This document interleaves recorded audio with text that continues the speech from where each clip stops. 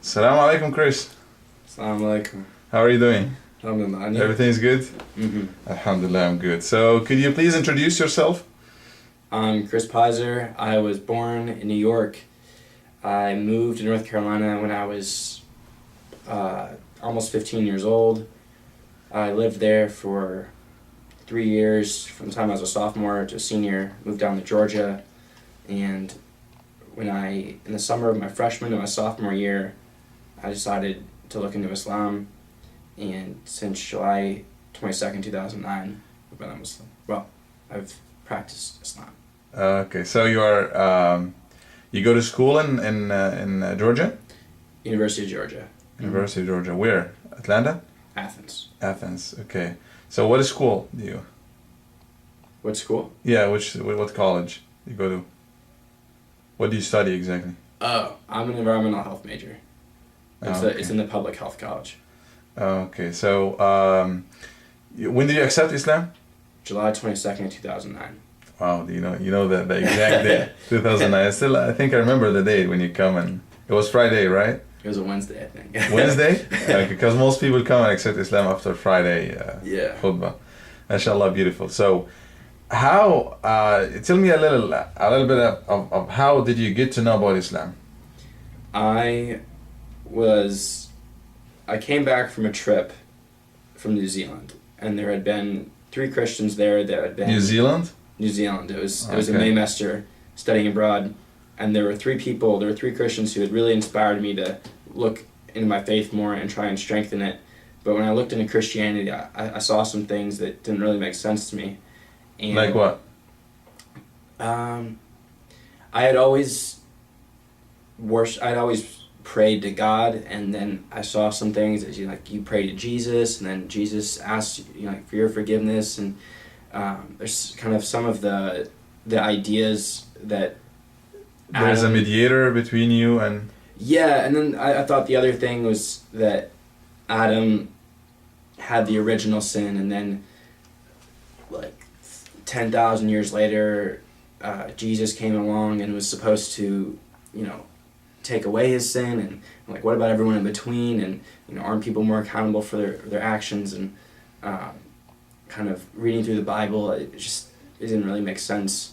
And so I was on Google one day, and I think I typed in the most influential people in history, and I found a list, and the Prophet Muhammad sallallahu alaihi wasallam came up as number 1, and Jesus came up as number 2. And at the time, I was totally taken aback. I was like, "Who's this guy?" You didn't know much about Prophet Muhammad sallallahu alaihi wasallam at this point, I guess. No, I didn't. I knew about the 5 pillars of Islam from my 9th grade history class, but I really didn't know a whole lot about it. And so I went on Wikipedia. I looked it up. I looked up his life. I looked up Islam, and I found that when I looked up Islam, that my belief system was actually much closer to Islam than it was to Christianity. So I looked at it for a couple days. I practiced it for a little while to see if it was right for me, and then shortly after, I came here and took the Shahada. So you mainly came to Islam through Google. Yes. That's good. Yeah. And then when did you decide to accept Islam or come to a masjid or find a mosque or take the actual points and actual steps to practice this religion? Did it take you long reading and studying? No, it clicked really fast. Within the first time I saw it, I was kind of fell in love with it. I really liked it. And within 3 days, I had said the Shahad to myself, and I was started learning how to do the prayers, and I wanted to make sure I had some more support, because I didn't know any Muslims. The only Muslims I thought I might have known, I didn't think would have been people I should have contacted. Some people I hadn't talked to for 4 years, and so I came here, talked to you, asked you some of my nagging questions, and you answered them really well, and then I embraced Islam after that. So it was really, I looked at Islam. I remember looking back in my Google history. It was June 29th, and then July 1st, I kind of said the Shahad to myself, and then July 22nd. That's when I came here. This when you announced it. We announced it publicly. Yeah. Good, inshallah. Tell me, now from that day, I think you become Muslim. You have that new era of life. Tell me, how did your life change after accepting Islam? How you were accepted, or maybe not accepted, within the family, the society in general? How was the new experience for you? Well, first of all, the family was the closest thing, and my mom was very supportive of it. My mom saw it as me getting closer to God, and for her, that was the most important thing. She's Catholic, and so she was supportive. She was happy I was looking into my spirituality a little more. My dad is Jewish. He doesn't practice it very well. Well, he doesn't really practice it at all. And did you look at Judaism at any point of time?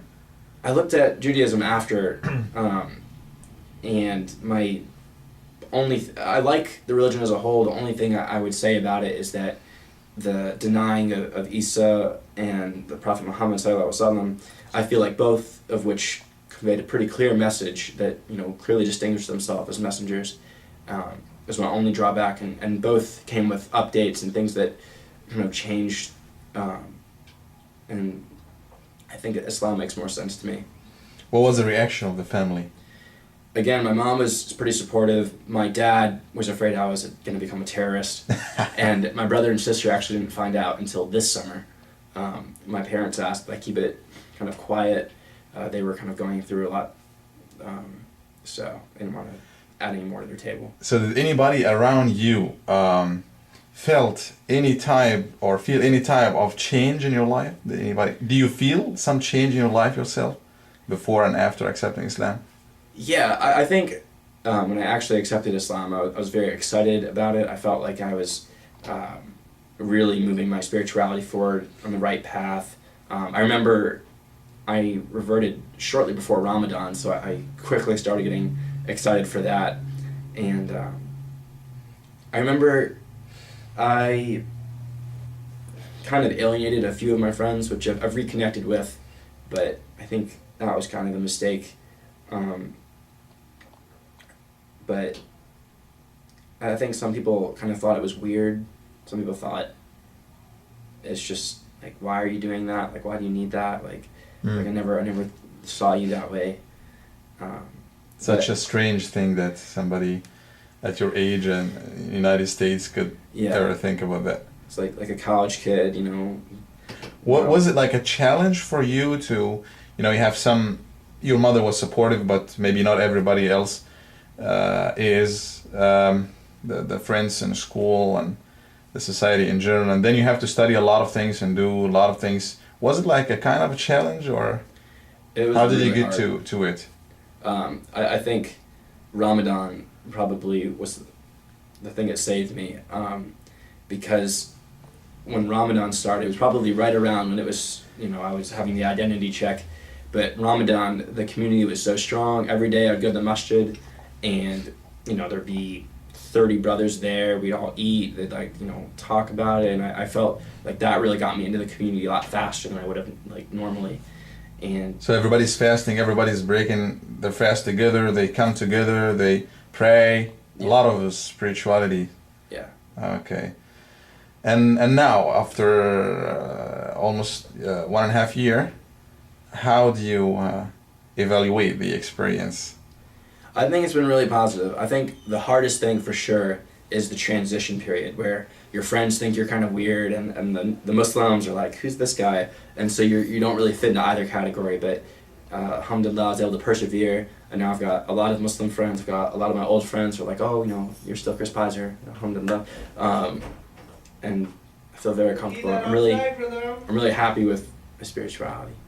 Beautiful, mashallah. And you do some sports. Could you talk a little bit about this? I used to do some sports. You used to? I used to row. I rowed my first year being a Muslim. I fasted while doing preseason training for crew, which was I think easily one of the hardest things I've ever done in my life. But it was very worthwhile, and since that experience, I know I can, inshallah, do anything I set my mind to. Well, why did you stop? Why did you decide to stop? Oh, drama. How old are you now? I am 20. That is the best age to be a professional sportsman. Oh, well. Do you do any other sports or? Oh, I hike and I go kayaking, and I do more rec sports that aren't like such. There's not as much emphasis on winning and losing. It's more emphasis on like personal achievement, like climbing and. Okay. It was very nice talking to you today, Chris, and I hope we would get the chance to talk to you more, inshallah, in the future. Assalamu alaikum. Nice to meet you. Nice to meet you too.